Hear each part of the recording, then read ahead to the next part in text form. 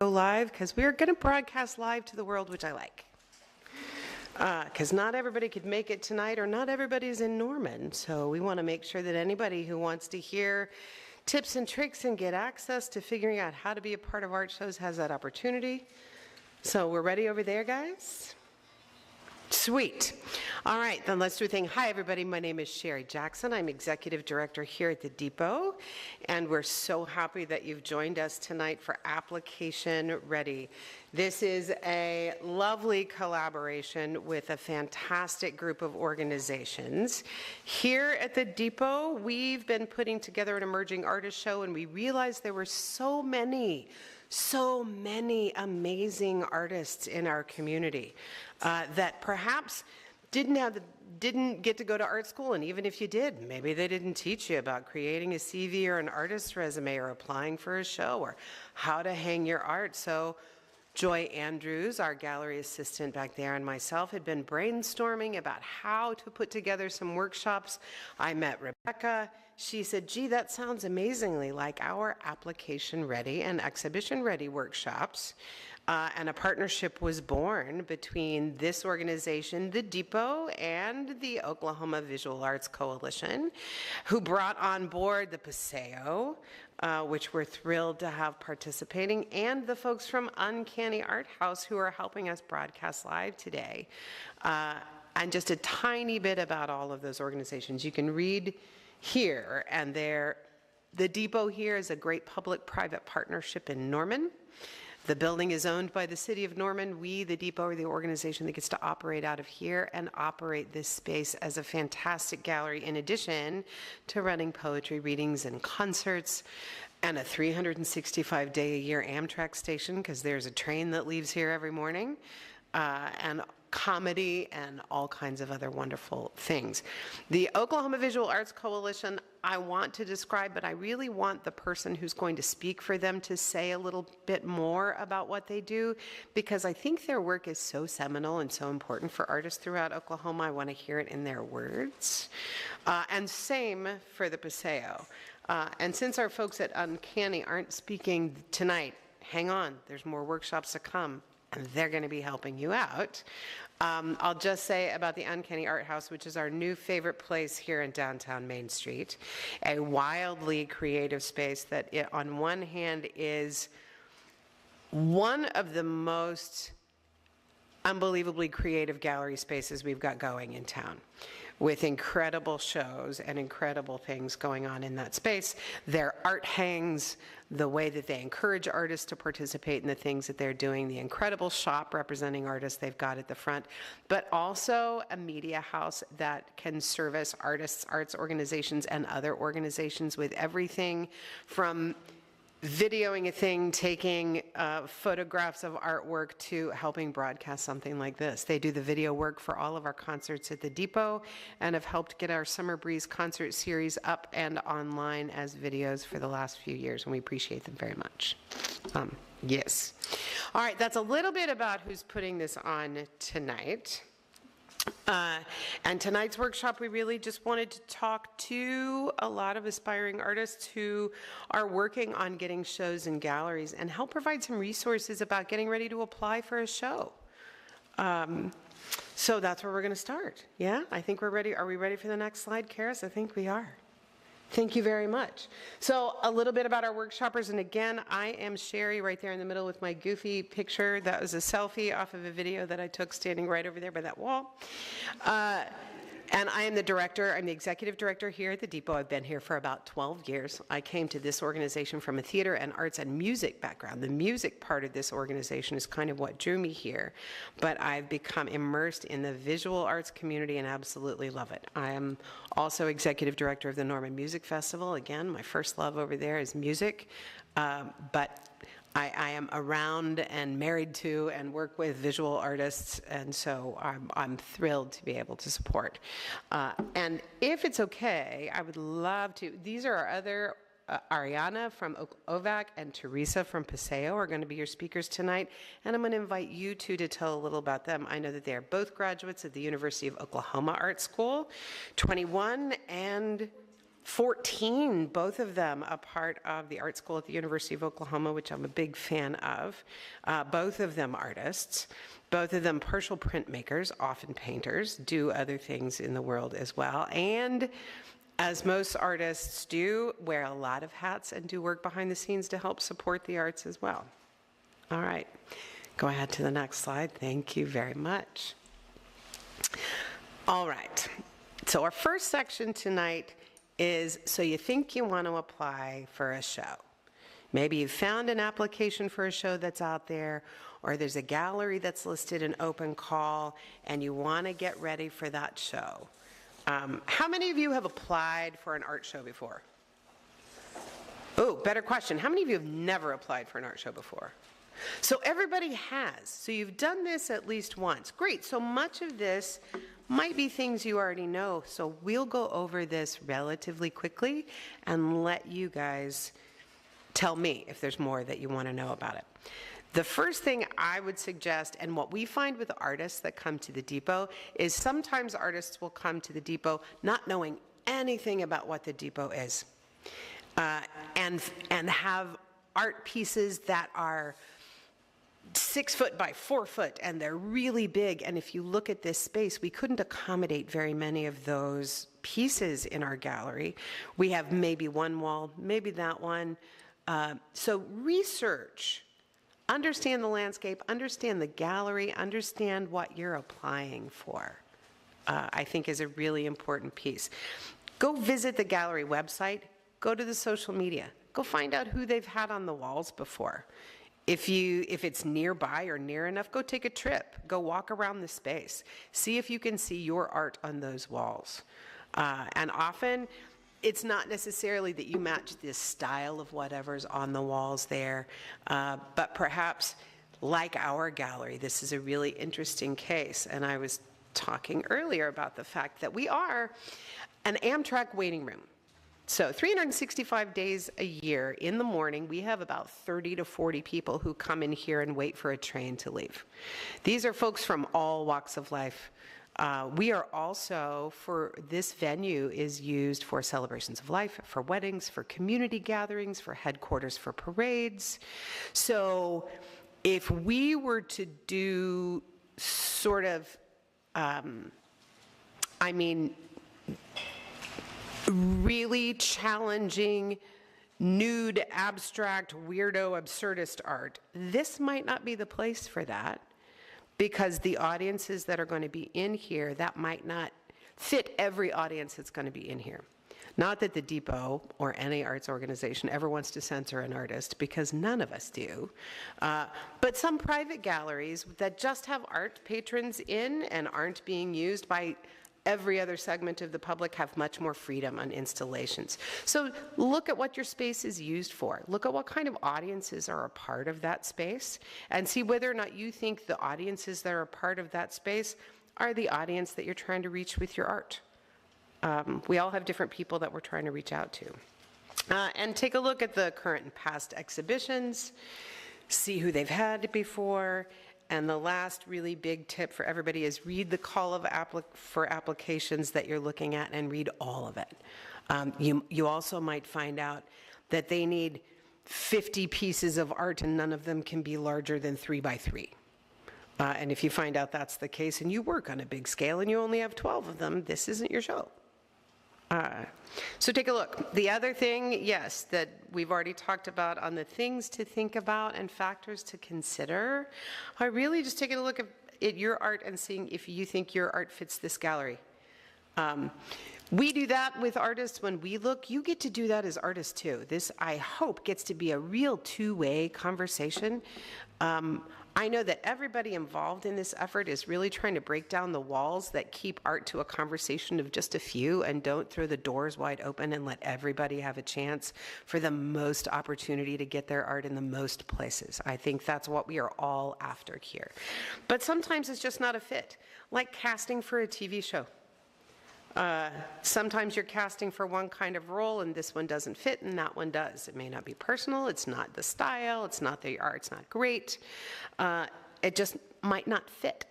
Your audience might not fit the space, the size, the aesthetic. It might just not be a fit. And take a look at the deadlines and all of the important show dates, and take a look at your calendar. Some of the things that can happen, sometimes you find that right fit and you're like, oh, there's a call coming up. I love that gallery. Those are my people. I want to be there. And you leap in and you want to apply, and then you need to make sure to take a minute and look ahead and make sure you're not crossing paths with your own self and over-promising with 2 or 3 galleries. I know every artist I know has done it and gone, oh, crap. I said I would do this one, and I got accepted, and now I have to be over here. I had an email this week from an artist whose piece we've got a hold of and just sold, who got accepted to another show with a piece that was here, and now she can't show it because she'd sold it to another collector. And that's gone. And that was the piece that, so those kind of things. Make sure that the dates match with your calendar and that you can fulfill the requirements and you've got the work necessary before you apply. And the other thing is thinking about what it might cost. How far away is the gallery? How are you going to get the work there? Is there an application fee? A lot of us, at least I think the folks in this room, there's not an application fee for any of our shows, but there are for a lot of larger galleries and a lot of bigger shows. There's some application fees, some entry fees. You might have to ship some work. You're going to have to get some things framed. If you look at the application and find out you need 30 pieces and I only have 12 of them with frames, that's a cost if I get accepted. So thinking down the road and thinking about what you need to put together and if it's one that you want to shell out for is a real thing. And insurance. Yeah, go ahead. I'd love questions. I'm really interested in your thoughts about entry fees. Yeah. I'm a very new artist. Yeah. And I've gotten advice where it said, if they're charging you, don't do it. But now you just said many galleries, it's accepted. So where do you feel like it draws the line between... I love that Chase is there. Huh? Oh, I'm going to do that, yeah. Okay, yeah, so thank you. I guess the question is, am I paying to show my stuff, or what is the entry fee? Right. So the question is for everybody. I had just said take a look at entry fees if there are entry fees for shows, but you'd receive the advice, if somebody's charging an entry fee, that may not be a show I want to be a part of. What are entry fees all about? So people have a lot of different opinions on entry fees. I don't like them because I feel like it gatekeeps some artists that otherwise wouldn't be able to be a part of a show, and it does make you feel like maybe I'm paying to be a part of the show, and if I can afford it, I can get in. I do know that for other gallery spaces, sometimes it is a way. Let's say I'm a professional gallery that does high caliber art. That's where I might see some entry fees. And part of that is them processing maybe professional photos to a jury, getting all of the applications printed out and in the hands of people. There may be costs that galleries incur, and that for me appears at a much higher level. I might give you the same advice. If it's a community gallery and they're charging your fees, I might go, I'm a skeptic. I wouldn't say everybody, but I kind of think most galleries at a community level or an emerging artist level probably should be free and open to everybody. But I do know that when you get to a real professional level of art, sometimes people will charge a gallery fee just to help process the costs of getting those applications into the hands of people to review. And for the most part, those are artists who, and we've worked with several artists who've come in and out of our gallery that their pieces are selling for $10,000 to $12,000 each. So paying an entry fee of $100 for them is not as much of a burden as it is for an emerging artist who's hoping to cover materials with their sales, right? So I think that'd be my answer. Things on Instagram, probably TikTok too. Yeah. Instagram, there's so many competitions, nationwide competitions, and it's always with a fee. Yeah. It seems... Oh, Karis has a thought there, and I like it. So I'm going to repeat that, is that there are so many competitions, art things to enter online, and they always come with a fee. Karis, did you have a thought about that you wanted to add? I'll happily repeat it. Well, I do feel like as an artist myself, I feel like there's a difference in applying for a competition versus like gallery space or and I do think I see more fees with competitions, like New American Paintings. To get published, you have to pay $100 to apply. And I don't do a lot of competitions because I can't Right. financially make that work. So that's all. Got it. So Karis is saying, you know, with a lot of competitions that are online, there may be like a $100 entry fee. But with gallery exhibitions, maybe not so much. And the competitions, and again, some of those are, and this, I'm going to put my festival hat on for a minute, because we debated this for a while with bands. We receive 600 band entries for the Norman Music Festival every year. So those are bands that we've got to listen to, and we raise all of the funds for NMF independently, and it is a free festival that's open for everybody, and that cost is rising. So finding ways to help raise even a tiny bit of money, getting the software and the online database software to be able to house and process those applications and get them in the hands of our jury costs us actual money. And we toyed for an idea about putting in a $15 application fee from each artist to help us cover those costs, but ultimately decided we would rather not deter anybody who was doing something wildly creative and instead just keep the doors wide open. So that, again, might be a really good point of research. And those are questions you can ask, particularly from galleries, spaces, organizations. You can go do some research and find out how long have those fees been in place. You might even be able to find out what those fees are used for and find out that there's some just covering the cost of helping to process the applications or it. Sometimes maybe you find out they're trying to weed out everybody, and if you can afford it, you're in, and if you can't, you're not. Sometimes that's actually the case, and then you've got to make your choice accordingly. Great question. But that was really the thoughts about prep. It's just about research and then thinking about it. And were there any other questions about thinking about applying or trying to decide about applying for a show that you wanted to know about? Yeah, go ahead. Just an observation when you said read the entire Yes. application. There was a show in Kansas I was looking at, and I was like, oh, okay, it's a distance away that I can afford, and okay, there's hotels and dates and everything lined up, but it was restricted to an 80-mile radius of this particular city. That's a really great point. So thank you for that. So reading all of the application, you might get very excited and see that your work matches and the deadlines match, but reading the fine print because there was a show that you found where you needed to live within an 80-mile radius of the gallery. And so reading all of the details is going to save you some time on the back end. Just reading all of the details in the fine print, terms and conditions, every little tiny piece at the bottom, and make sure that you know exactly what they're looking for. It's a great one. Thank you. Anything else before we move on? All right, moving on. Next, come on up, Ariana. And I've got the slides right here for you, so you can just flip through. Oh, you printed them yourself because you're good. Get it. All right. Hey everybody! Yeah, like Shari said, my name is Ariana. I'm super excited to be here and talk with you guys about applications. I work with applications and artists so much at OVAC, so I feel like I have a lot to say, so I'm going to try to go through it fast. But my name is Ariana. I am an arts administrator at OVAC, and I'm also an artist myself, like Shari mentioned. I went to OU, and I do printmaking and some painting and some drawing and all kinds of stuff. OVAC is a really wonderful organization if you haven't heard of us before. Our mission is to grow and develop the visual arts community in Oklahoma through education, connection, promotion, and funding. So we offer lots of different programs throughout the year. We offer professional development opportunities like workshops and classes and things like this. We also offer funding opportunities, grants for artists to do projects and different things. And every year we usually also have 2 or 3 different kinds of exhibitions, which at the end of the presentation, all 3 of us are going to talk a little bit about some of the opportunities we have coming up and things you can apply for.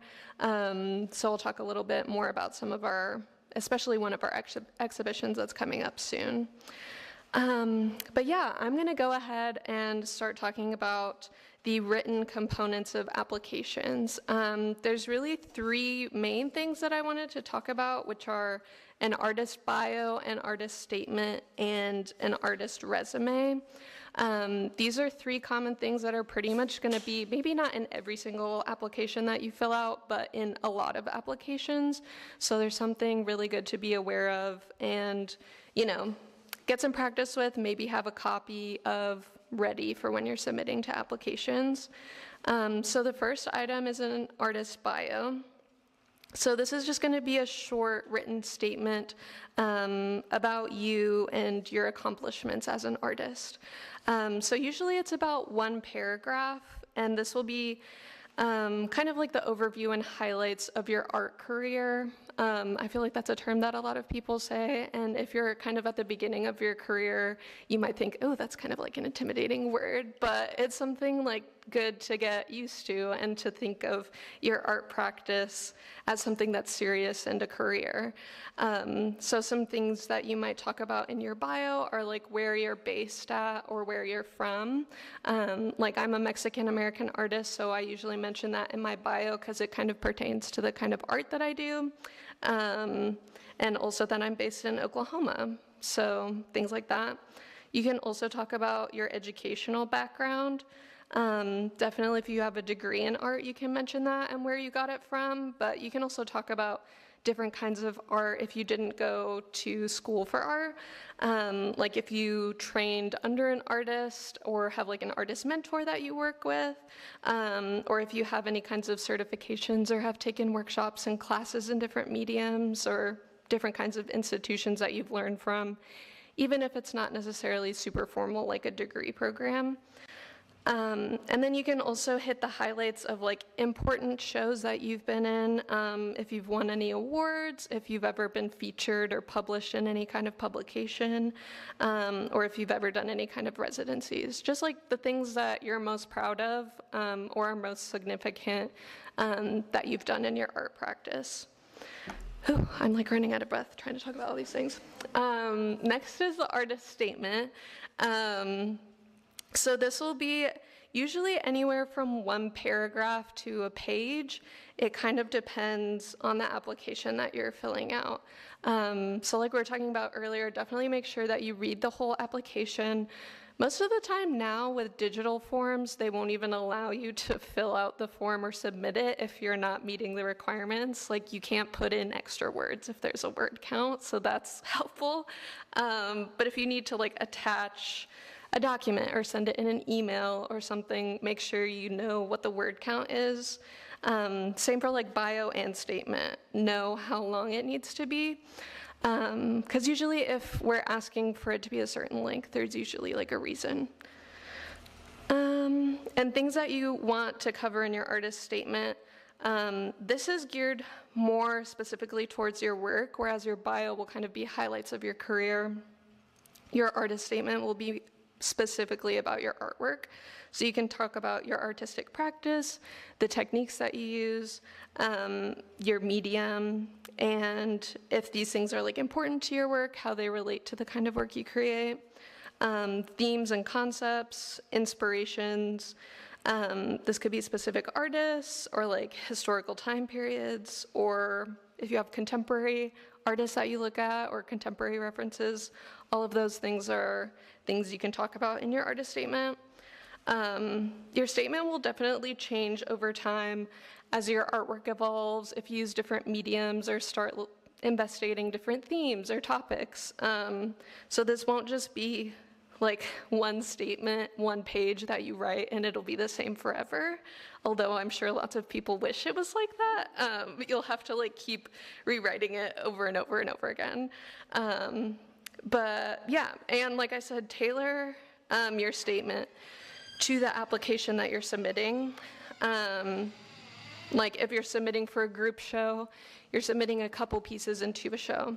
And if does it have like a theme, the show, you can talk about how your artwork fits into that theme or how these few pieces fit into your larger body of work. So yeah, just more things to keep in mind. Also, if you picked up one of these handy guides, we have them at the table at the front. On the back page, there's some extra resources like linked at the bottom. One that I always encourage people to look at is the GIST ink website, which is linked on there. We'll also be sending it out in an email if you registered for the event, so you can get one of these handy handouts. But they have a bunch of free resources for professional practices for artists that are really handy. And they have a really good article on artist statements with like lots of different prompts and things to think about when you're writing a statement, and also just kind of like why it's important.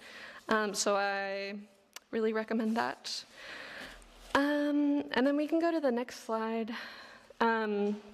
which the next item on the agenda is the artist resume. So I put like a sample of what I would make my resume to look like on the side so you can see. For a lot of people that are like applying to shows for the first time or making an artist resume for the first time, it is different than like your regular resume that you would submit to like a professional job. Like I was talking, I think, to somebody earlier, whenever I was like before getting into the arts administration field, I was just kind of working random jobs when I was young. Like I used to work at Domino's, or I used to work at the library. And that job history is like not going to be pertinent to applying to art shows.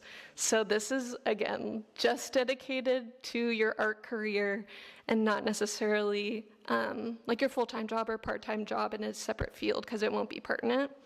But it is set up like a regular resume that you would submit for a professional job. It'll just have different categories. So like on a regular resume, you might have an education section.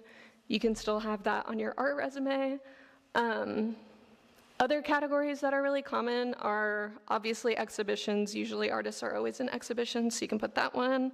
The other categories will kind of just depend on the kind of art that you do. So if you do a lot of public art, you can have a public art or like murals section to include information about that kind of work that you've done before. If you do curatorial work, you could have a curatorial section of shows you've curated. If you've been featured in publications, you can do that. A lot of artists do educational work or like teaching stuff, so you could also include that. You have a question? You applied to arts and crafts shows, or been accepted to arts and crafts shows. Is that considered a no, or a, well, if you don't have anything else, you might include it? Yeah, we had a question about if you've applied to or been accepted to arts and crafts shows, would you put that on a resume? And I think that's totally fine, because I think your resume should reflect the kind of artist that you are. And I feel like nowadays, I don't know if it's just me, but I think people are making a little bit less of a distinction between like craft and fine art. Like I think this show is a really good example. Fiber arts in general is a great example of people, you know, doing embroidery or like quilt work, which historically might have been kind of like a craft thing. Now are being shown in like all kinds of different shows alongside more traditional fine art, like drawings or paintings. So I think that's totally fine. And yeah, like your art resume should just reflect your own history. And if you're applying to craft-based shows, then having those things on your resume will like help you, because it'll be like, oh yeah, this is what you're focusing on and you've done this before, so it like makes sense. So hopefully that answers your question. Awesome. Yeah, so those are some of the kind of like categories and ways that you can set up your resume. You can also indicate shows that have been solo shows or group exhibitions and different things like that. And for all of these 3 different written components, like the resume, the bio, and the artist statement, you can definitely look up examples of these kinds of things if you know an artist, especially like local, that they have an artist website. Go search on some websites and like see what other people are doing on their you know, their resumes, their artist statements and stuff like that, because it can give you some inspiration of how people are really laying these things out in their own practice. Yeah, and then at the bottom, this is kind of specific towards exhibitions, because that's a really common one that people are putting on their resume. I would recommend putting the title of the show or opportunity. Also the date, I usually just put the year, because putting the entire date can be a little bit long. And then also the organizing institution or gallery that organized the show or the opportunity that you're putting on your resume, and also the location. Because that way when people are looking through your resume, again, it's just like getting all the information they can about the opportunities that you've done in the past, like what cities you've shown in, what organizations you've worked with, and things like that. And, you know, if you're sending your resume to somebody in a different city and you put you were in a show at Mainside Contemporary, they might not know that that's in Norman. So it's important to just like include all of the information that you can to make everything clear. Question about Yeah. how to adequately describe these exhibitions, because I see here solo versus group. Great. That solo show could have been one piece at making some. Two pieces that hung for a night and versus something that hung for a year. So when I look at the resume, I don't know what any of these things are. And it seems like how many pieces did you have, the length, and I'm just, you're much further along in your career than I am. Why do you choose to make it so minimal here? Yeah, this is a good question. He asked about,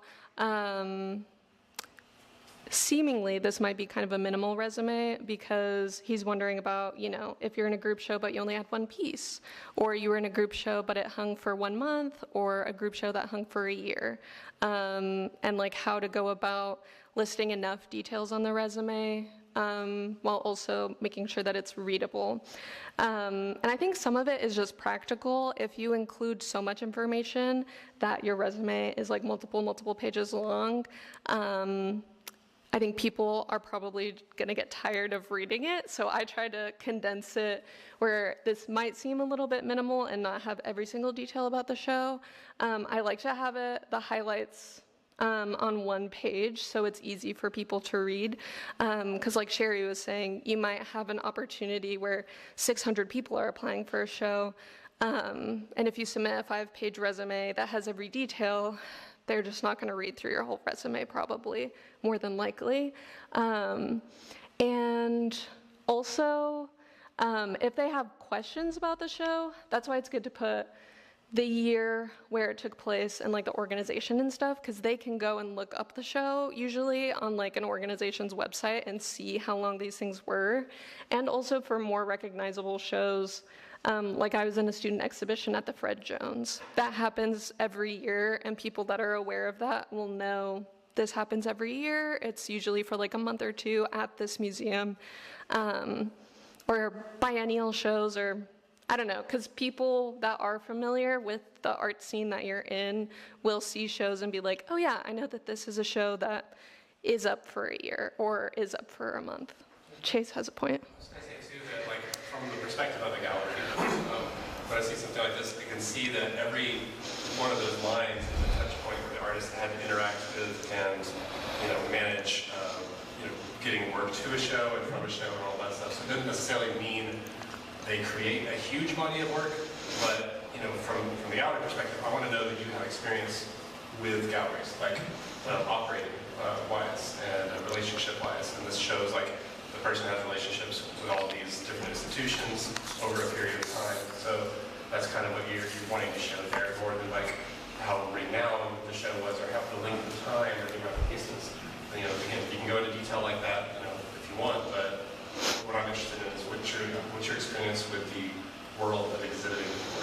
I appreciate that perspective. Thanks. Yeah, that's a really good point. Chase was saying, maybe like with the dates, it's saying you have a longevity of interacting with institutions and showing regularly, so you have the experience with working with institutions and being part of shows, so you understand how that works. Whereas the size of the body of work or the longevity of a specific show isn't as important as like knowing that this specific artist has a history of showing work. So yeah, I think that's a really important point, and that was actually something I was gonna mention, was that especially, because I feel like Shari, me, and Theresa all have different experience and work kind of in different fields. I work with our grant programs that we do for artists, so on our selection committees, we like to see you know, if you're applying to do like a community-based project, if you have community-based projects on your resume, then we know like, oh, you've done these things in the past, and you have completed them and they have come to be real projects, so you can do it again in the future, probably. And yeah, same for shows. If you've been in shows in the past, then we know you can probably do it again in the future, and you have experience showing your work at different institutions. And then the last slide that I'm going to talk about is just some tips for the written components of the applications. So obviously double check your spelling, grammar, and formatting. Just like if you were applying to a job or something, you want to be professional and just make sure you're representing yourself well, and that everything is easy and clear to understand, and that there's not typos or missing information or things aren't formatted correctly. Next, Theresa is going to talk about visual components of your application, like images and things like that. So for formatting, same with written stuff or visual stuff. If we're asking for a bio that's 100 words, it's usually for a reason. It's not necessarily arbitrary. If we're asking for a photo in a specific size, that's also probably for a reason. And you want to make sure you're following all the formatting and submission guidelines. Because worst thing, if it's a really, really competitive application and you didn't include a CV or you didn't include a bio or something, your application could just get rejected. If it's really competitive and people are just like looking for reasons to reject an application, they could say, oh, this is incomplete, so we're not going to read it. Or other problematic things, if you send in an image or something that's written too long, we might just like ask you to redo it. Like, oh, we want to show your stuff, but we needed this for a reason, so can you redo it and like send it back? So just, you know, try to do everything as best you can right the first time, because it'll make working with institutions easier and make it easier on yourself too. And also stay organized. I put some different ones. If you're type A, you might have, you know, really specific ways of organizing your information, like in a spreadsheet or like project management software. But it's also great just to keep track of all the things that you've applied for, and to keep documentation of all your written materials. So what I do is I just keep a spreadsheet of all of the exhibitions and like opportunities that I've been a part of, with the information that like I listed before, like what was the year, where was the location, what was the title of the show. So that way when I'm updating my bio or I'm like updating my resume, I have all of the information there and I don't have to go hunting back through things and like feel like I'm missing something. I just have a list that I just update every once in a while, and then it's there for me when I need it. And same with like bio and statement. If you save your drafts, it's better to update a little bit as you go along instead of having to start from a completely blank slate. So yeah, I think those are most of my tips. I feel like I've already talked for a while. But I have some cards in the back, and I know we're going to have some more time for questions at the end, but I'm always happy to talk with artists applying for our opportunities at OVAC, or I also talk to artists that just have questions about random stuff too sometimes. So yeah, I think that's it for me right now, and Theresa is going to come up next and talk about some more fun stuff. Awesome, thank you, Ariana. Hello everyone. My name is Theresa Hultberg, and I am the Programs and Exhibitions Manager at the Paseo Arts Association. If you don't know about the Paseo Arts Association, we are located in the Paseo Arts District in Oklahoma City.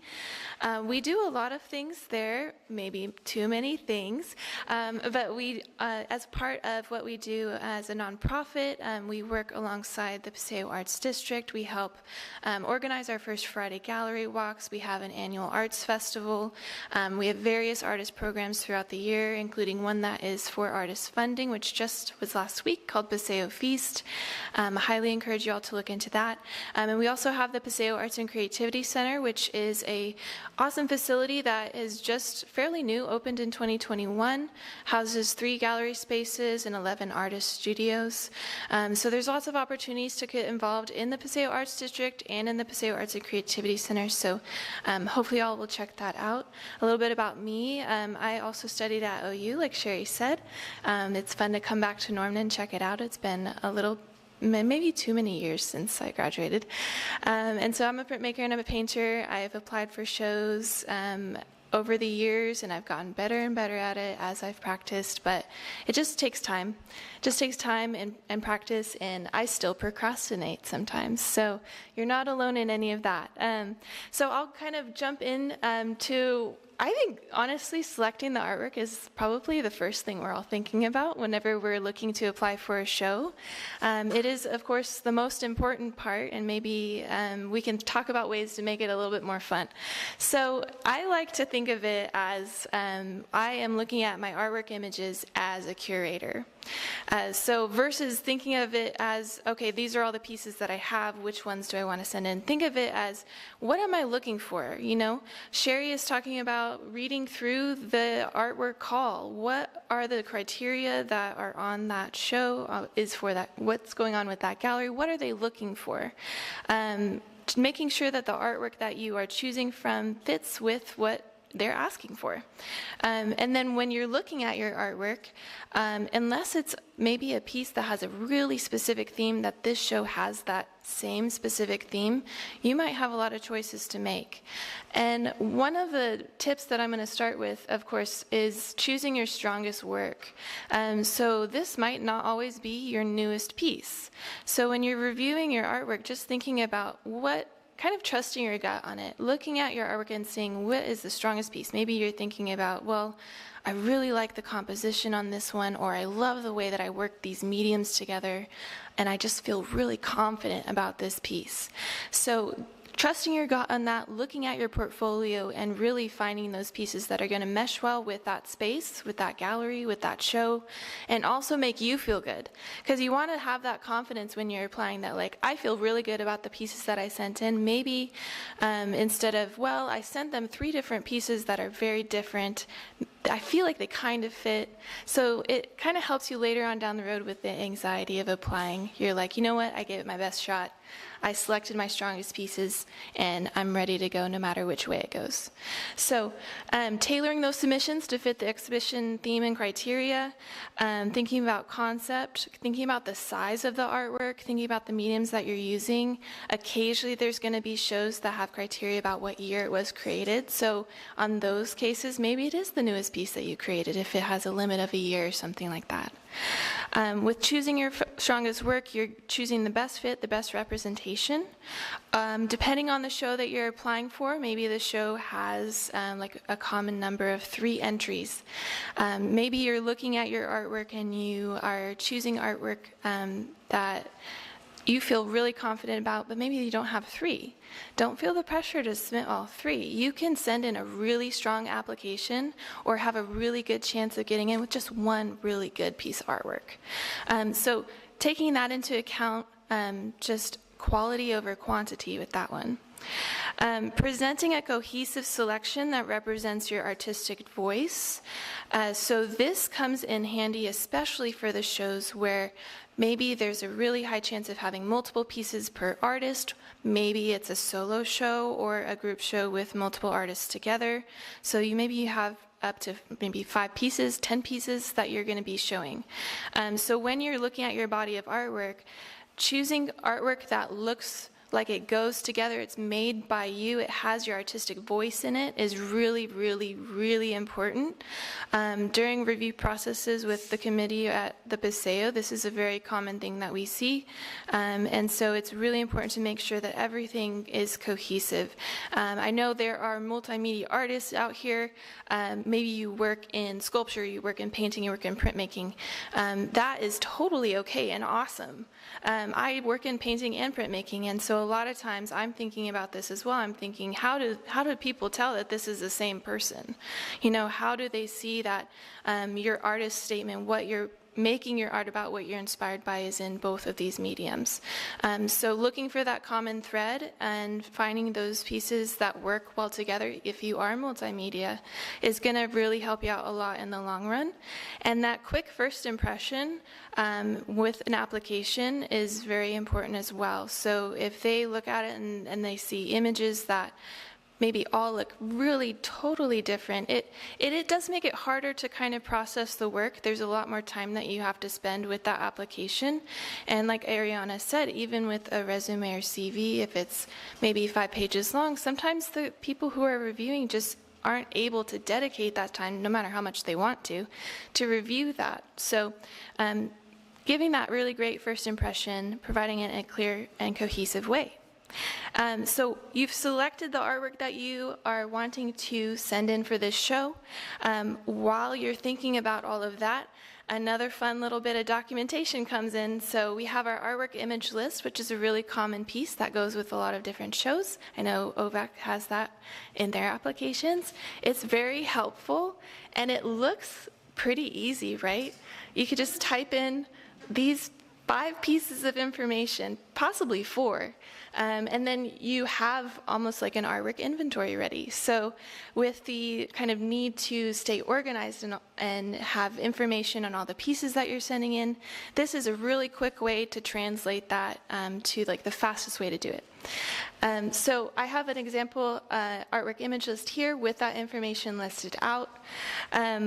This is optional. I did put 1 photo of my artwork on here just to show that there may be 2 different ways that people are wanting an artwork image list. There may be 5 different ways.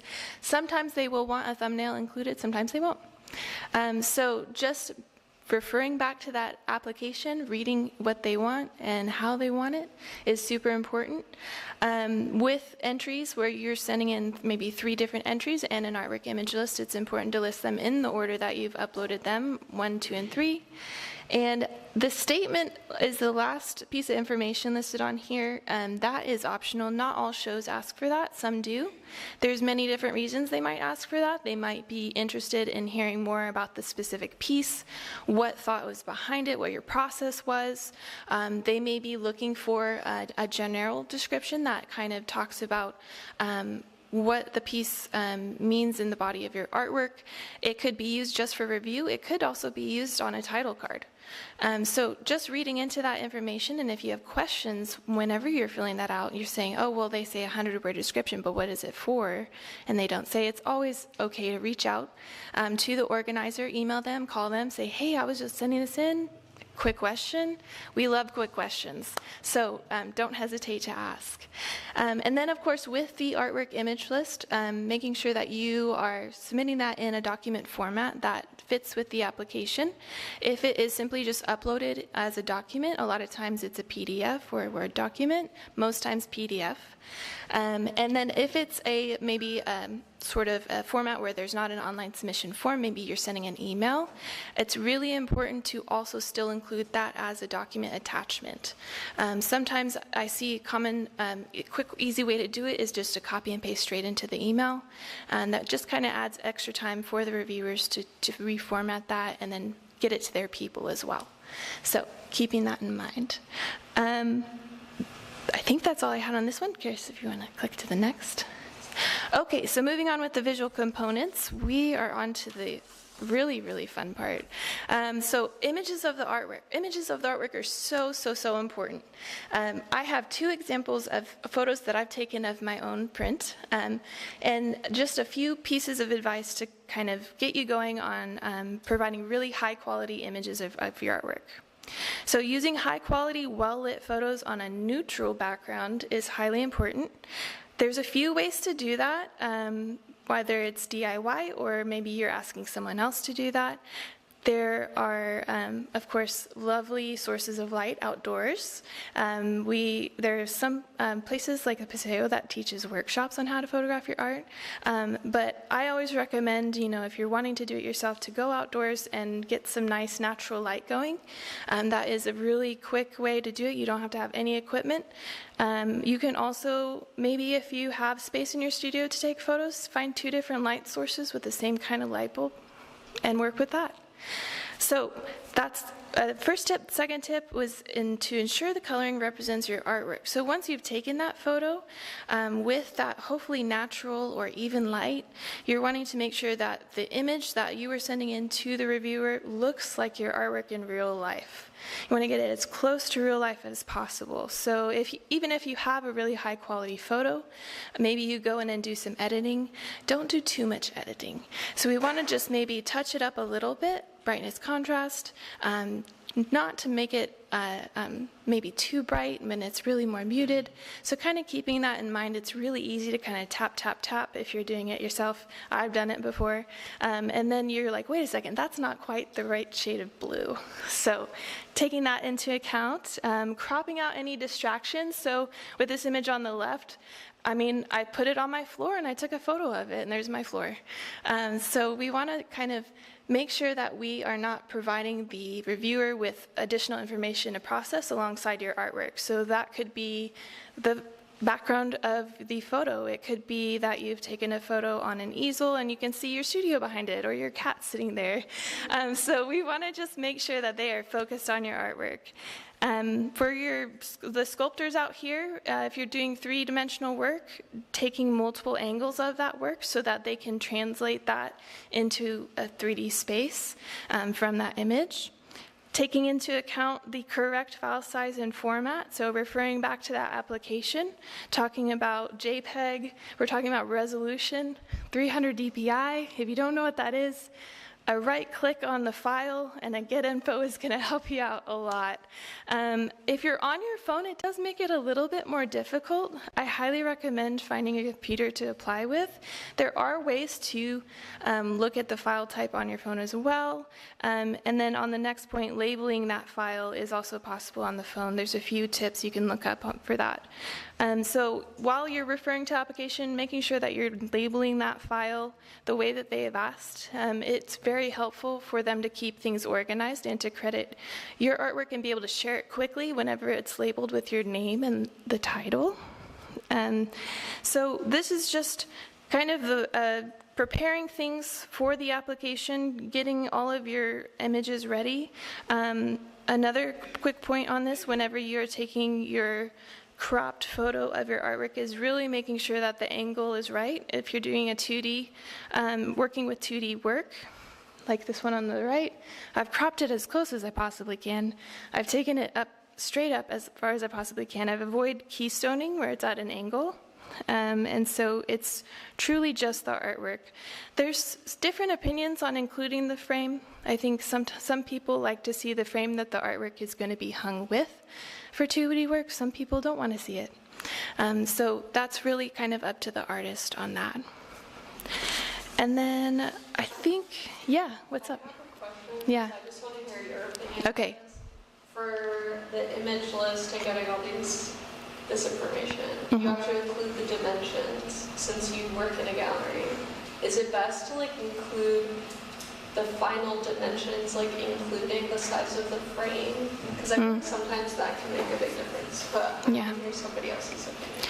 Yeah, so Ariana's question was, is it important to include the full size of the piece including the frame, or is it important to be the exact size of the artwork? For our gallery space, I always say include the frame. So that also, I know it's hard sometimes because if you're applying and you maybe haven't framed it yet, you're just not sure. It's good to provide yourself with enough time or take time to think about, okay, I have this frame, let me see if it works before you apply, just to get that final dimension in. With our gallery spaces and our juried shows, we have such a high number of artworks that we want to include. We want to fit as many as we can. And so we are really looking at those sizes, and the curators are looking at the sizes of our walls and how they might want to arrange it. And so having the frame size for us is really important. So, and especially if maybe the work that you're working in is photography, where maybe you haven't printed it or you plan to print it a certain size, thinking ahead on that as well and thinking, how would I like to frame that too? So yeah, photos are very, very important. That's that quick first impression. Just really getting into the artwork as quickly as possible. And then I think I'll go to the next slide. So these are just some extra tips on that preparation of the visual components. While we are compiling all of our visual images, our artwork image list, we are able to kind of utilize that information for the documentation and written components that Ariana is talking about. You could easily create either an inventory list. You could save that artwork image list with maybe the name of the show on it so that you have a record of what you've sent in for shows, how big the pieces are, and you can utilize that later on as well. It's really helpful. Another thing you can do is maintain a digital image library with metadata. So having those digital files of all of your images is really important to have those saved all in one place. All of those files will have really important information stored on them. Perhaps it's who took the photo, who is the owner of that photo, who, what date was it taken, what file type is it, what was it taken with. Sometimes you will find that out as well. So that kind of keeps you on your toes and keeps you organized. And then you can translate all that information as well to your website and your social media. So it's really important to kind of have that cohesive cohesive information for both your website, your social media, and what you're sending into the galleries. Depending on who it is, they may be going to your website and checking out what you have listed there. They may see different titles, different sizes. So you want to make sure everything matches and is the same across the board. And of course, as you're rewriting your artist statement over and over, you're wanting to update that on your website as well so that they can see the most current version of you and your work. And with what we just talked about with the visual images, maybe you like to do it yourself, maybe you don't. Maybe you don't have the time. You want to hire someone to do it. There's awesome resources out there for you to do that. OVAC, of course, has the photo studio service that they offer. It's super affordable, $50 for OVAC members, and I know there's one coming up on December 13th. We're super excited. It's going to be at the Paseo Arts and Creativity Center photo studio, so we're super proud to have them there utilizing that. But that is an awesome way to where you don't have to worry about it so much. You can, have someone do it professionally. They'll provide you with the files, and then you'll have all that information ready to go. And then some general application tips that we've touched on a little bit just as a final reminder, because at this point you are ready to hit send, which is scary. So give yourself enough time to review what you sent in.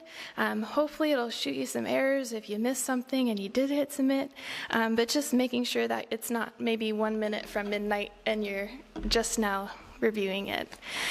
So submit on time, and of course late or incomplete applications are usually disqualified. Thinking about your information that you're providing the gallery about you personally, your contact information, so using a professional email address, and also checking that email address for typos. So you want to make sure that they can reach out to you.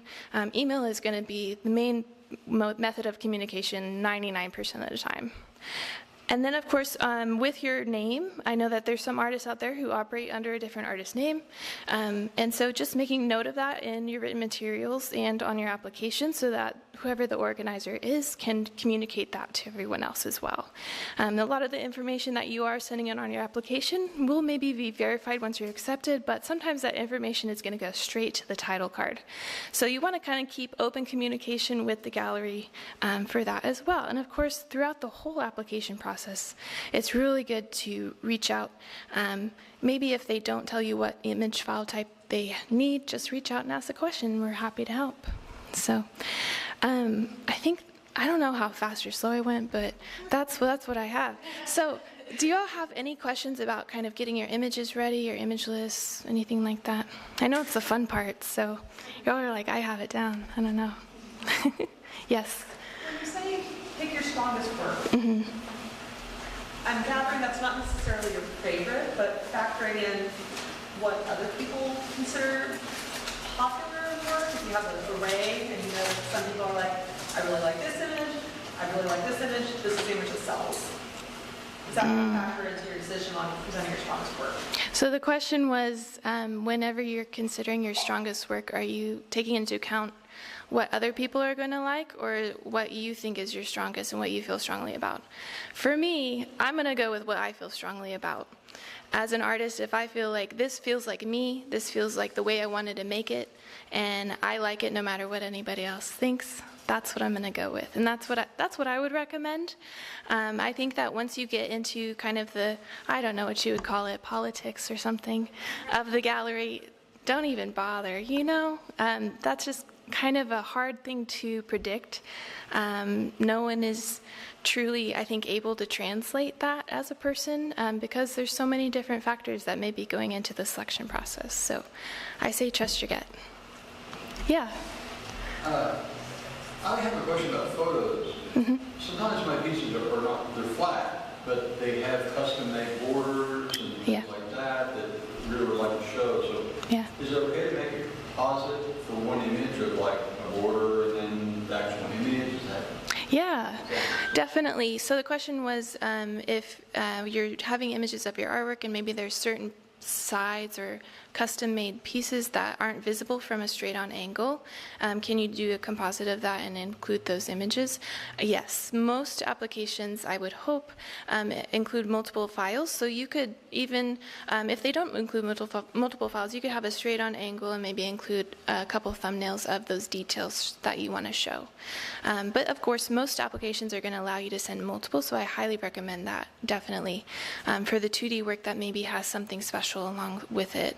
And for 3D work that may hang on the wall but has like a cool angle to it or a cool detail that's around the side of something that's sticking off of a canvas, it's always good to try to provide those detail shots.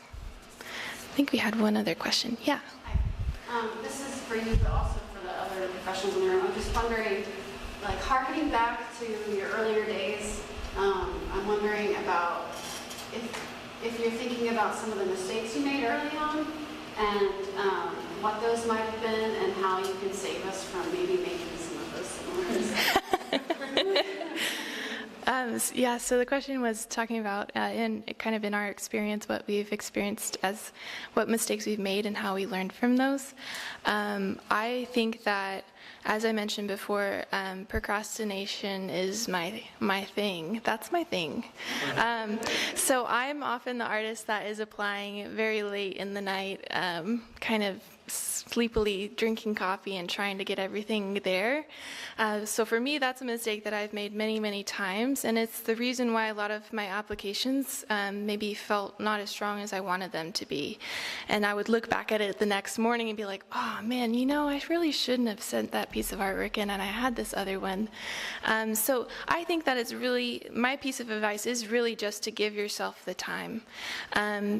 I know it's hard sometimes to plan ahead, but I would, take the time to prepare this information and kind of even working ahead, and maybe you send in an application really late, but then you have all of this information prepared for the next one.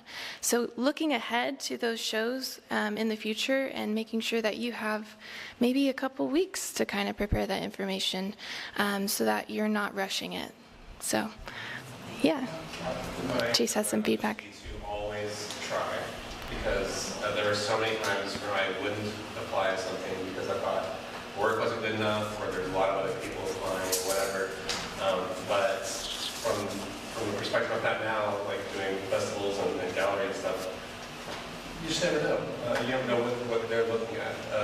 They might have a ton of applications, but they don't have enough of a certain niche for part of the exhibition or something. So. And then there's times when I've gotten into shows because, not because my work was amazing, but because I was like one of 10 people that applied, So you just never know. Always try. It's always going to be right. Yeah. Thanks for that. Well, I think this just goes straight into what Shari is going to talk about next, so I'll let her take over. Thank y'all. Thanks. Nice job. That was so enlightening for me, because I live on the receiving application side, and I am not a visual artist. I run a gallery. So hearing about all of the pieces really helps me think about how my eyes hit the applications that come in. So that was very enlightening just to hear somebody talk through all of that. These are things we have talked about here, but just having you talk through it was terrific. So Now you know how to put together your artist resume and CV, how to get your applications together, all the things to think about before you apply, how to choose your images. And the only thing I would add to all of that from the gallery end is I echo every word these two said. You were brilliant. You did a great job in that when you're choosing your artwork and writing 100 words and putting all the things on the list that you've done, no matter, like if somebody said an arts or crafts fair, it doesn't matter if you had a booth on a Second Friday Art Walk, if you were in a crafts fair, if you joined a county fair, none of that, just letting a gallery see who you are as an artist from the gallery side, that's what interests us most. We love getting to know your story, and I want to see the works that excite you the most as an artist that you've made, the ones that really represent who you are as an artist. It's the same thing I think about when I'm assessing musicians. There's a lot of musicians or artists, both, who can, as you said, maybe pick the one that sold the most. They can give me the jazz hands and the big sparkly ones that did the thing. And I can see through that and know that you're trying to sell me on your work, and I would rather see your work. So I think the great advice, great advice all the way around. So now you've done it. You've put together the resume, the CV, you've hit submit, it's done. Now you take a nap and have a gin and tonic and go, okay, I did that. And then after. So what do we do after you apply? Because there are some potential outcomes there. And if you're doing it right, you're going to hit all of these at some point or another. These are all going to be things you experience. If you've been accepted, yippee, go dance outside in the moonlight, have a second gin and tonic, and congratulate yourself for having gotten another opportunity to show your artwork. That's wonderful. The yeses come far less often than the nos. Celebrate them when they come. Jump up and down. Really enjoy it when you get an opportunity to do your thing. Because any of us that have worked in a creative field know that it's no, yes, yippee. Take a minute, deep breath, celebrate that yes. So respond promptly to that yes. Let them know whether you're in or out, because, sometimes, and it does happen, you get a yes a month and a half after you've applied, but another really great opportunity's come along and you have to tell them no. Like, you might be the one going, thanks for the yes, but I'm busy. That just might be you. So respond promptly, let them know whether or not you're in, make sure that you understand the instructions, take that opportunity to ask any questions of clarification that you might have about meeting their deadlines. When is art drop off? Do I have this correct? You need my list of artworks and my everything else. And we'll talk in our next exhibition about being exhibition ready. I loved your talk about photographs, because my favorite thing as a gallery is that we get 1 million images sent to us and they're named IMG 8079. They're off your phone. Somebody took a snap and it's a great picture, but now I have to go try to figure out, and I'm doing a little puzzle. So make sure you understand the deadlines, get all the requirements to them, sign your agreements if they've got one, read it, all of it. Make sure you understand what you're getting yourself into, right? So read it, and then be ready to be a good partner, because you just made a friend and a colleague and a relationship as a professional with this gallery show. So make sure you lean in and you act like a partner. Help promote the show, find out how you can get involved, lean in and be a part of help making that gallery show successful. Because these gallery shows with artists, these are partnerships. It's not you. Nobody works for the gallery. Doesn't work for you. You don't work for the gallery. These are us trying to do a thing together. So make sure you do that. And before delivering your artwork, ensure it is ready to hang on the walls according to all of the requirements. And that's a real tricky one too. Different galleries hang in different ways. Again, come to the Exhibition Ready workshop that we're going to have next, and we can talk all about that. Make sure it's framed, wired, labeled, your lists, everything are together, and celebrate. The next possibility is they said no. So again, deep breath, gin and tonic probably. Don't take it personally. You don't know how many people they got. Maybe they got 300. They had room for 5.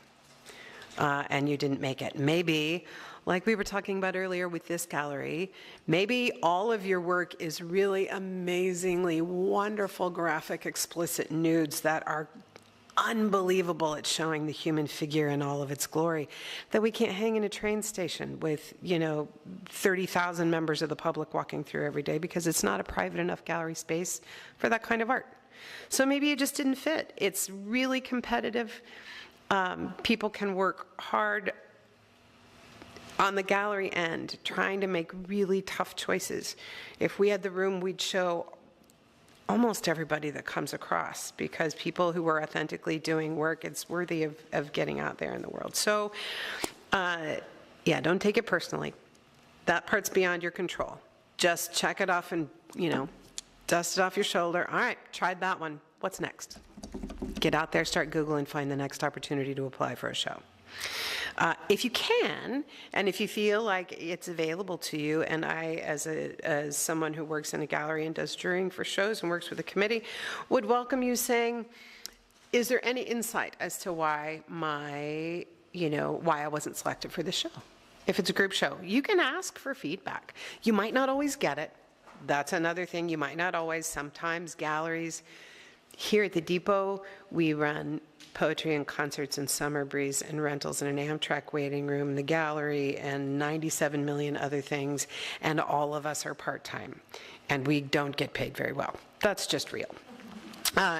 So sometimes when we're overwhelmed, we might not on a question like that. Again, don't take that personally. Sometimes that's just a function of people being really busy and trying the best they can. But you can ask for feedback and see if anybody can give you any tips. Perhaps, I don't know what kind of feedback they might give you. The feedback I'm going to give somebody is, man, it was great, we just ran out of space. Most often, we ran out of space, or we were looking for a particular style of landscapes for this show, and yours were a little too abstract, and it didn't quite fit what we were looking for. Potentially, those are the kind of feedbacks you'd get. And then really great advice from both of you. Save all of your work as you go along. Create yourself a little folder on your computer. Save all of those labeled photos. Save all of those applications, because you can tweak and reuse all of that tomorrow when you apply for the next one. And just tweak it and have them all ready to go instead of starting from a blank page is really great. And then the last one, and it happens sometimes, is I heard nothing. I spent 17 hours putting all of my stuff together. I went and I drove 20 miles to my friend with a great photo studio, got my stuff photographed, finished the framing, got ready to do a show, applied, and they didn't even answer. So that's a whole other level of frustrating feeling. Again, first, maybe don't take that personally either. First, check your spam folder. Make sure that you submitted with the right email address and they knew how to get back to you. Try not to take it personally. Nobody's necessarily trying to be disrespectful, and I'll reflect back on the Norman Music Festival with 600 bands that apply. Before we had festival software, and we had applications all coming to an email address, and we were going through each and every one of them. There weren't enough hours to build the database to be able to reply. I couldn't find some of them after we'd moved on with them. I didn't have a mechanism to be able to go and say to the 520 of them that were going to get a no out of the 600, no. And I hear that still to this day, how much that hurt some of those artists, and we hate that. I hate that that made somebody feel bad, that it made them feel disrespected. So it's one of the reasons why we, on our end, really upped our game and got good software. But it's not always personal. Sometimes it's a function of time. You can, if you haven't heard, again, reach back out and say, hey, really loved, and be respectful and courteous in this one. You don't have to kiss anybody's butt, but you don't have to go, what the hell is your problem? Why didn't you even send me an email? There's a balance in there. There's a nice balance in there where you get to say, Hi, I hadn't heard anything yet. Wanted to make sure I was still available for the show if I was selected. I haven't heard anything. Is there any way you could let me know whether or not my application was accepted or rejected? Just a simple question.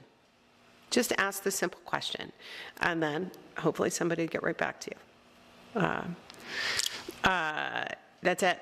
Yeah, if they haven't heard anything, be patient, check your spam, reach out and check in. I think that's it. Except keep doing it. This shouldn't be this whole process shouldn't be a thing you build up for a one-off. This is a practice. This is riding a bicycle. This is taking steps, one right after the other. So all of these things you're going to do, just keep doing them around and around. Just tried it. I got it. I didn't get that one. Okay, this time I got it. This time I didn't get it. You just keep trying, do it regularly. You build your expertise every time that you get to be in a room or applying with other artists. This is an opportunity for you to meet other people, figure out what worked for other people, talk to the people you're in the room with right now, find out where their art's being shown, find out how it worked for them, what tips and tricks they've got. It is an opportunity to learn and meet new people and to meet people in the field that you're in and figure out how to get it done. I think the thing I love the most about this group of organizations coming to put this together is that all of us had realized when it comes to galleries, just like artists, you're alone in your studio, we're alone in our gallery. We don't necessarily know how everybody else is doing it, so maybe we ought to network and figure out what this process looks like from this side so that you guys have a chance to get in a room and figure out what it's like from that side, and maybe we can all figure out how to create more opportunities for more artists to get on more walls. I think that's it that I've got. Just go attend, keep trying. Do you have any questions for me or any of the other presenters, anything that you thought of? Yes. Following up after a show, whether or not you get accepted? Yep. Just thank you cards? Quick thank you cards? If you got accepted? I mean, a thank you card is nice. I'm going to be real. I don't think it's necessary. I think this is a professional situation that we're working in, and if you got accepted for a show, nobody gave you a gift. This is a professional negotiation. I don't know. Does anybody have a different opinion? What do you think? Best thank you I can get from artists, which for them to send me all the info they asked for. Correct. Boom. That's the answer for anybody that didn't catch that. The best thank you is send your information on time with your photos labeled, with your stuff ready to go, and show up asking if you can help hang. That's the thank you. Yeah. One more thing. It's like you were talking earlier about, or maybe somebody was talking earlier about, sharing out everything about the show, like to become someone partner. Responsible. Yeah, partner. Well, the gallery's job is also to celebrate the artists and to share information about them. So if you can give the gallery more, ammunition to share with the world about, telling your story, giving them their images, giving them, every bit of information about you as possible, so they can sell you as an artist, they will do it. That's right. And provide it. And now, galleries love it the more you provide. That's absolutely right. Thank you, Chase. So just to recap what he said is that when you're becoming a partner and helping promote the show on your end, whatever tools you can give the gallery to help promote you. So as someone that's worked in a gallery over a decade, I'm watching patterns change in the way that people interact with art, the way they purchase art, the way that they're, following art, the way that they're using art from the consumer side, from people who are art fans and art patrons and art purchasers. And increasingly, being able to connect an audience with the artists themselves and the artists behind the work is really important. So that storytelling piece that Chase talks about is also really important, making sure that you're giving. If you gave them 100 words to give them a taste of you, but you have a longer bio, send it along with your artwork, because the gallery's probably putting together a press release and they'd love to have it. And if you send it before they ask, they're going to go, man, they're good. That's what we're going to do. It's going to go, huh? That's true. I agree with that. Yeah, it's true. It's very true. So send all of the more than 100 words after you get accepted along with that name list. That is the best thank you, is being a great partner. Anything else? Any other questions? No? All right. Thank you all so much. I've had a chance to peek at the pictures of some of the work and know some of the artists that are in this room. I appreciate you all so much for taking the time. And I think if you wanted to tell any of us that were speaking or any of the organizers in this room what other resources we could help provide for artists, we are all ears. And we're very glad that you're here. And it's time to talk about, now where can you apply? Very excited about that. So I'm going to let, you want OVAC go first? Or I'm standing here. You want me to just do the one depot and then I'll get out of your way? So the depot, we get onto this business. We used to have just a gallery committee that selected, but 4 years ago we had an empty space and we've started an emerging artist show. The depot normally focuses on well-known Oklahoma artists, established artists who show regionally or nationally that we think our community should know about. But with our emerging artist show, we realized we were dumb, and there are 1,075,000 unbelievably creative people in our community making art, and we should make space to get them on the wall. So our Emerging Artist Show is coming up in January and February. The applications are open through this Sunday. It's a relatively simple application. There's a QR code on a piece of paper somewhere, and I don't know where it went, but it's around here. It's on the table over there. Or if you go to normandepot.org or follow us at Norman Depot on our socials on Instagram or Facebook, you can find that simple application, and we would love for you all to apply. The only criteria for this show to make sure you fit is that you've never had a gallery show before, you've never had a solo gallery show and put all of your work up in a place, and that your work is capable of hanging on these walls with our hanging system. That's it. If it can, yes? If you've been part of a group exhibition in the past, does that disqualify you? No. Okay. I don't think so. You know, we're just looking for people who haven't, because there are a lot of, OVAC's got some group shows. You might have had one or two pieces in a larger group show. We're okay with that. We're really looking for somebody who's never had an opportunity to show in a professional gallery under their name and say, this is my show. If you've not done that before, please apply. Okay. All right, I think that's all for the depot. Thank you all so much for coming. I'm going to get out of your way and let you tell them about all the things they can apply for here. Okay, back to talk about some of our OVAC opportunities. We also, like Theresa was saying, do a lot of things at OVAC, so we have a lot of opportunities coming up. We have a really exciting exhibition coming up at the beginning of next year, which is Momentum. It's our 25th anniversary of having Momentum, which is so exciting. This one is a little bit specific, but we have some more general opportunities I'll talk about too. But Momentum is an exhibition dedicated to showing young Oklahoma artists, so ages 18 to 30. So we'll have people apply for survey artists. You can just apply with a few pieces, get into the show. You can apply as a spotlight artist. We'll select 3 artists and give them $1,000 honoraria to create new work for the show, which is super exciting. We also have an opportunity to apply to be an emerging curator. Our guest curator this year is Kristen Gentry, which some of you may know her. She's amazing. So our emerging curator will also get paid an honoraria, work with her, and work on curating the show. And to be an emerging curator, there's actually no age limit. So if you're interested in applying for that, or know any young people that you want to tell about Momentum, definitely feel free to do that. The event will be March 27th and 28th at the Yale Theater in Oklahoma City next year. And it's a really cool show. And you can also just come see it and see all the really cool things that young people in Oklahoma are making. We also have Art Crit Night coming up. This is just a fun event. It's a critique night. We do them a couple times a year. The next one is going to be at Oklahoma Contemporary. We're going to have Anna Vittoria Pickett, who is the director of exhibitions at Oklahoma Contemporary, be our facilitator for the discussion. So it'll be really awesome to see some artists talk about their work, get to ask questions, and yeah, just have a really wholesome time mingling with some artists and art friends. And then also at OVAC, we have 2 grant programs. We have our Grants for Artists program and Thrive Grants. Grants for Artists is an awesome program. We have multiple deadlines throughout the year. The next one is January 15th.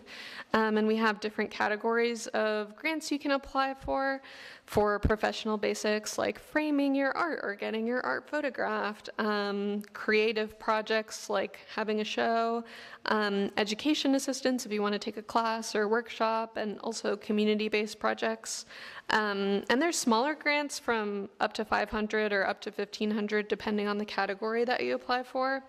But like we've been talking about, it's great if you've never applied to a grant before. There's lots of people that it's their first time applying to a grant, and might be the first grant that they ever get. So it's also just a cool way to practice applying to some opportunities and stuff that's out there. And then we also have our Thrive grants, which is our bigger annual grant program. We only have them open one time a year. The grants are $5,000 or $10,000 for community-based projects, and it's a really awesome partnership with the Andy Warhol Foundation. So yeah, those applications usually open in April, and I am always available. I have meetings with artists all the time to help them apply to our grants and exhibitions and stuff. So yeah, like I said, if you guys want a card from me, I can give you my email address, and I'm always happy to talk with artists about all kinds of applications and help them apply to the things we have going on. So I think those are our things that are coming up, and I'll pass it over to Theresa.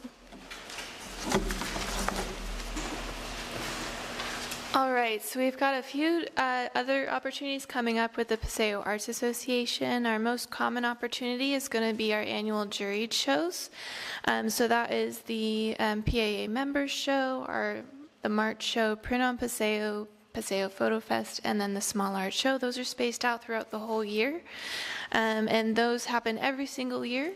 If you look at your Art Focus magazines on your chairs, there's actually a large QR code in there, I think a couple of pages in, for our juried shows, so you're welcome to learn a little bit more about those. Those are open to everyone. The only one that's members only is, of course, the PA Members Show. We also have our PACC, or Paseo Arts and Creativity Center galleries. Those spaces are available for solo and group shows. We just closed our application for 2026, but we're always looking for artists to apply to our wait list. So we kind of review those throughout the year in case anyone cancels. Our 2027 solo and group show application will also be opening in the next couple months. And then we also have another opportunity that just wrapped up a couple weeks ago, Paseo Feast. That is a grant program and event, and that is open to artists. Its main focus is focusing on emerging artists and also community arts projects.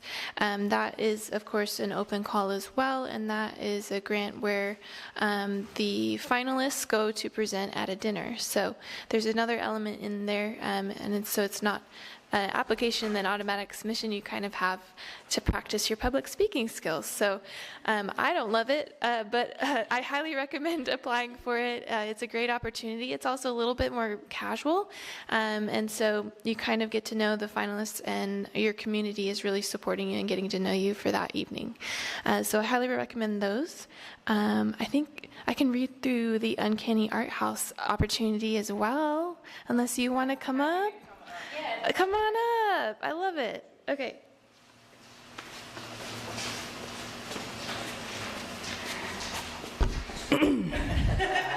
Hello, everyone. My name is Julius, and I'm the gallery manager at Uncanny Art House.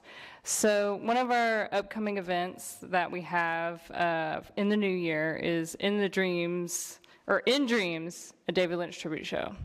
And we're really excited about this show because we are in conversation with several national artists to also contribute alongside our local submissions, as well as some folks that were part of Twin Peaks. We are in conversation with Josh Fadum and Michael Horse, both who were actors in the show. And we're very excited to invite artists to be part of that and show work alongside them as well. So the deadline for the David Lynch show is December 10th. Am I wrong? No, it is I'm pretty sure it's December something. Yeah. I spend a lot of time in sheets and look at lots of numbers. So the deadline is in December, and so there's plenty of time to apply to it. And the show is on for 2 months because we expect that this is going to be a very immersive show with installations and a lot of work done by Uncanny staff as well as local artists here in Norman, and we're super excited and so happy to be part of this presentation series. So thank you.